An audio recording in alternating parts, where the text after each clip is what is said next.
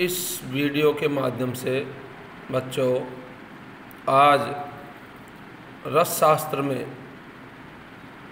रस की जो व्याख्याकार है, चार जो प्रसिद्ध व्याख्याकार है, उन्होंने रस की निष्पत्ति कैसे की है, उन चार व्याख्याकारों का रस निष्पत्ति में उनका क्या योगदान है, उनका उल्लेख आज इस वीडियो के माध्यम से करेंगे। अतः आप लोग ध्यान से सुने।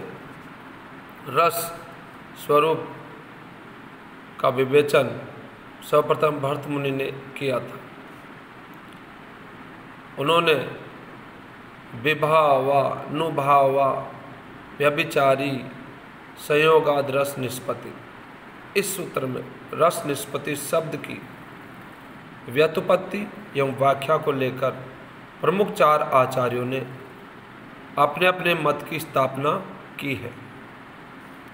उन आचार्यों के अनुसार रस निष्पत्ति को लेकर संस्कृत काव्य शास्त्र में चार वाद या मत प्रचलित हुए हैं, जिनका सविस्तार वर्णन करते हैं।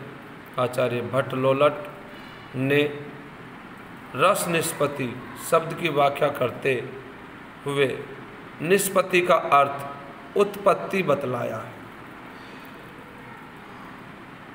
और उनका जो सिद्धांत हुआ वो उत्पत्तिवाद के नाम से प्रसिद्ध हुआ। उनके अनुसार काव्य या नाटक आदि में वर्णित विभाव, आलंबन और उद्दीपन, विभाव, आलंबन और उद्दीपन के द्वारा रति आदि स्थायी भाव उत्पन्न होकर कार्यभूत कटाक्ष आदि अनुभवों से प्रतीत योग्य होते हैं, जो कि निर्वेद आदि सहकारी भावों से परिपुष्ट होते हैं। रस मुख्य रूप से राम आदि मूल पात्रों में ही रहता है, परंतु गौण रूप से उनका अनुकरण करने वाले नट आदि में भी रहता है। वही सामाजिकों को प्रतीत होता है। भट्ट लोलट के मत में रस की उत्पत्ति होती है तथा स्थायी भाव का विभावादि रूप में परिपुष्ट होकर रस रूप में परिणति हो जाती है। इस मत में यह न्यूनता है कि रस मूल पात्र में रहता है, नट आदि में गौण रूप से रहता है, परंतु दर्शक और पाठक को रस्सी में सर्प की भ्रांति के समान भ्रमात्मक अनुभूति होती है। इसलिए उत्पत्तिवाद को परवर्ती आचार्यों ने नितांत दूषित मत बतलाया। इसके बाद में आचार्य शंककु, जिन्होंने अनुमतिवाद सिद्धांत के आधार पर रस की निष्पत्ति की है, न्यायशास्त्र के आचार्य शंककु ने भरत के रस सूत्र के रस निष्पत्ति शब्द की व्याख्या रस की अनुमति बतलाए।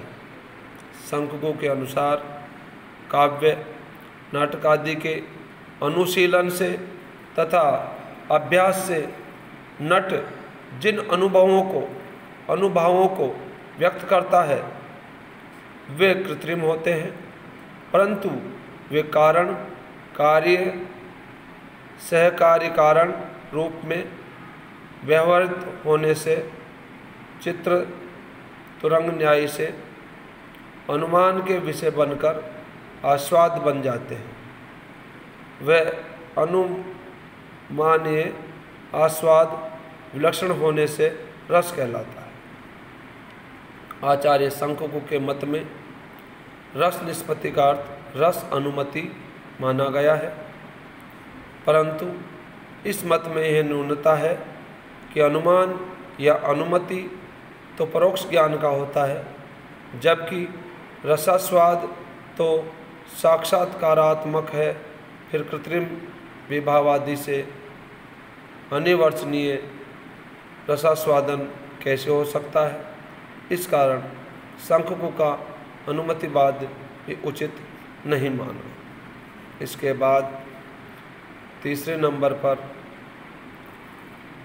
आचार्य भट्टनायक आते हैं और उन्होंने रस की निष्पत्ति का जो सिद्धांत दिया है वो भुक्तिवाद के नाम से दिया। इस वाद के व्याख्याता आचार्य भट्टनायक ने भट्ट सूत्र के रस निष्पत्ति का अर्थ रस मुक्ति किया है। भट्टनायक के अनुसार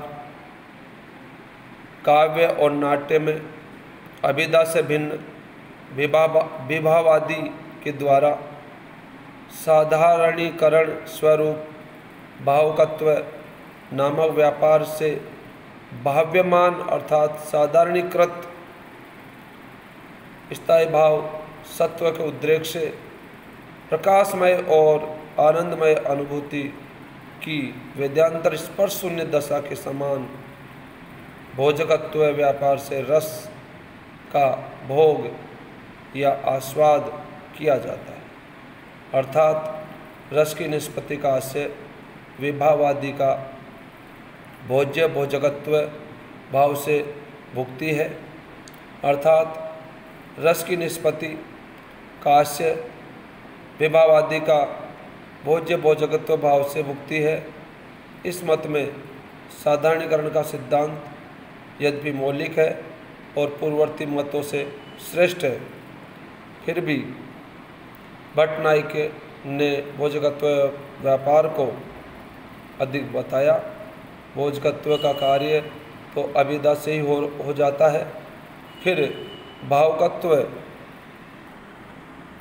व्यापार भी अधिक बताया गया है। इस मत में रसास्वादन को ब्रह्मास्वाद के समान बताया गया है तथा सामाजिक की रुचि को विशेष माना गया। अब अंतिम आचार्य अभिनव गुप्त आते हैं और उनका जो सिद्धांत है वो अभिव्यक्तिवाद के नाम से जाना जाता है। आचार्य अभिनव गुप्त भट्ट सूत्र के चतुर्थ व्याख्याता माने जाते हैं। इन्होंने भट्ट के रस सूत्र के संयोगात पद से व्यंग्य व्यंजक भाव संबंध तथा निष्पत्ति का अभिव्यक्ति अर्थ स्वीकार किया है। अभिनव गुप्त के अनुसार काव्य अथवा नाटक में कारण कार्य सहकारी कारणों के द्वारा रति आदि साधारणीकृत होकर तथा स्वयं पर देश काल राग द्वेष आदि व्यक्तिवादी चेतना से मुक्त होकर आस्वाद अथवा सुखमय प्रतीति के साधन बन जाते हैं। स्थायी भाव तो व्यक्ति की आत्मा में संस्कार रूप में रहते हैं, परंतु वे तभी प्रतीति के विषय बनते हैं जब वह काव्य या नाटक आदि में वर्णित विभावादि का अवलोकन अनुशीलन करता है।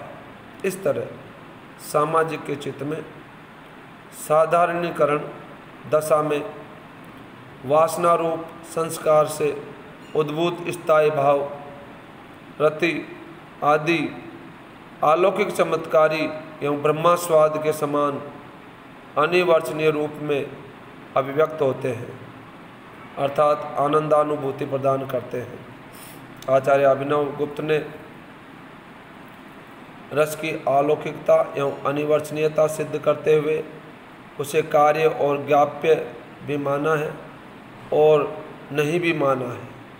इसी का प्रकार इसे सविकल्पक और निर्विकल्पक उभयात्मक और अनुभयात्मक ज्ञान बताया है। इस मत की यह विशेषता कि इसमें रस निष्पत्ति को सामाजिकों के प्राक्तन वासना रूप संस्कारों से संबंध बताकर रसानुभूति को हृदयगत आनंदाभिव्यक्ति से आस्वाद बताया गया है। इसमें विभावना अनुभावन तथा अनुरंजन व्यापारों के द्वारा स्थायी भाव की अंतःकरण से अभिव्यक्ति बताई गई है। अभिनव गुप्त का यह मत या रस निष्पत्ति की यह व्याख्या भारतीय काव्य शास्त्र में सर्वाधिक प्रसिद्ध एवं मान्य है। इस प्रकार कहा जा सकता है कि भारतीय काव्य शास्त्र में रस स्वरूप को लेकर भट्ट मुनि ने जो सूत्र प्रस्तुत किया था उसमें रस निष्पत्ति को लेकर 4 प्रमुख आचार्यों ने अपने अपने मत का व्याख्या की है। उनकी व्याख्या के अनुसार रस निष्पत्ति को लेकर 4 वाद या मत प्रचलित हुए, परंतु भारतीय काव्यशास्त्र के आचार्यों ने अभिनव गुप्त के अभिव्यक्तिवाद को ही सर्वश्रेष्ठ, विशुद्ध और पूर्ण मनोवैज्ञानिक माना है। धन्यवाद।